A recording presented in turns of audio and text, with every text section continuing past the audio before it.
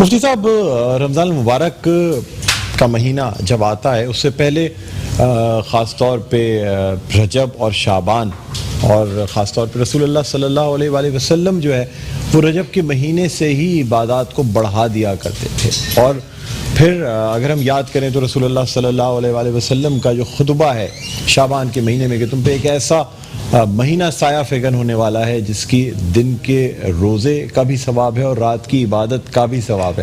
تو آپ سے جاننا چاہیں گے ذرا کچھ پس منظر بتاتے ہوئے استقبال رمضان کے حوالے سے گفتگو فرما دیجیے گا. سب سے پہلے تو بہت مہربانی، آپ نے اپنے پروگرام میں ہمیں بلایا، آپ کا شکریہ اور آپ کی پوری ٹیم کا شکریہ ادا کرتے ہیں.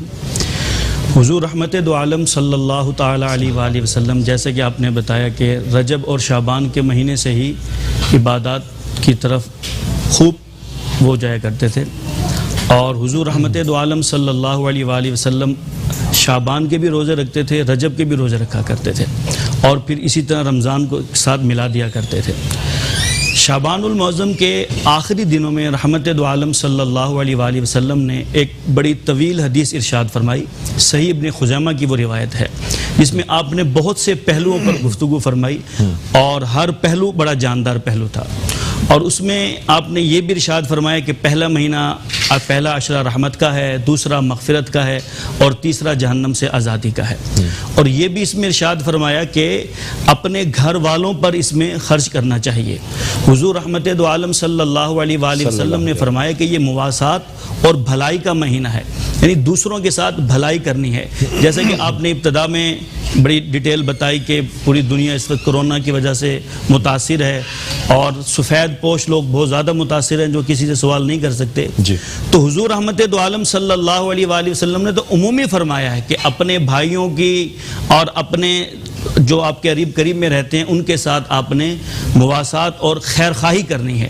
اور فرمایا کہ رمضان المبارک تو نام ہی خیر خواہی کا ہے. سبحان اللہ، سبحان اللہ. اور حضور رحمت دو عالم صلی اللہ علیہ وآلہ وسلم نے فرمایا کہ یہ وہ مہینہ ہے کہ اس مہینے میں نفل کا ثواب فرض کے برابر کر دیا جاتا ہے اور فرض کا ثواب 70 گنا بڑھا دیا جاتا ہے. سبحان اللہ. یعنی ہم اگر 2 نفل پڑھتے ہیں تو ہمیں عام دنوں میں فرض کے برابر ثواب ملے گا، اور رمضان میں اگر ایک فرض پڑھتے ہیں تو ہمیں 70 فرائض کے برابر اس کا ثواب دیا جائے گا. اسی حدیث مبارکہ میں حضور رحمت دو عالم صلی اللہ علیہ وآلہ وسلم نے فرمایا 4 چیزوں کی آپ نے تلقین فرمائی کہ رمضان المبارک میں 4 چیزیں آپ نے کرنی ہیں.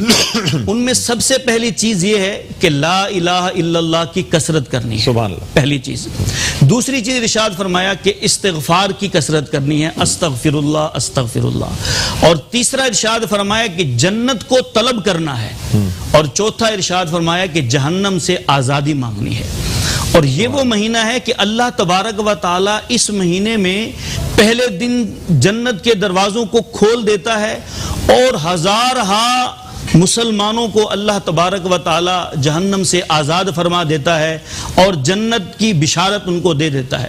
اور یہ پورا مہینہ رمضان کا پورا مہینہ یہ دروازے کھلے رہتے ہیں اور اللہ تبارک و تعالی اپنے بندوں پر انعام و اکرام بارش فرماتا رہتا ہے.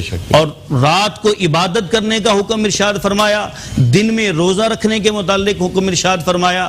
رات کو قیام کی بڑی فضیلت ہے اور صلاۃ التہجد پڑھتے ہیں، سحر و افطار. بلکہ ایک حدیث مبارکہ میں آقا کریم صلی اللہ علیہ وآلہ وسلم نے فرمایا کہ افطار کے وقت روزے دار کے منہ میں ایک خاص قسم کی بدبو پیدا ہو جاتی ہے، بو جسے وہ اللہ تعالیٰ کو مشک و عنبر، مطلب آپ یہ دیکھیں کہ وہ اس سے زیادہ پسند ہے. کیا وہ اللہ تبارک و تعالیٰ کو وہ خوشبو اتنی پسند ہے کہ جس کی کوئی مثال نہیں ہے. سبحان اللہ. تو یہ وہ برکتوں اور فضیلتوں والا مہینہ ہے کہ اللہ تبارک و تعالیٰ انعام و اکرام کی بارش نازل فرماتا ہے اور سینکڑوں کروڑوں اربوں کی تعداد میں اللہ تعالیٰ لوگوں کو جہنم سے. اچھا سر، آپ سے سوال بھی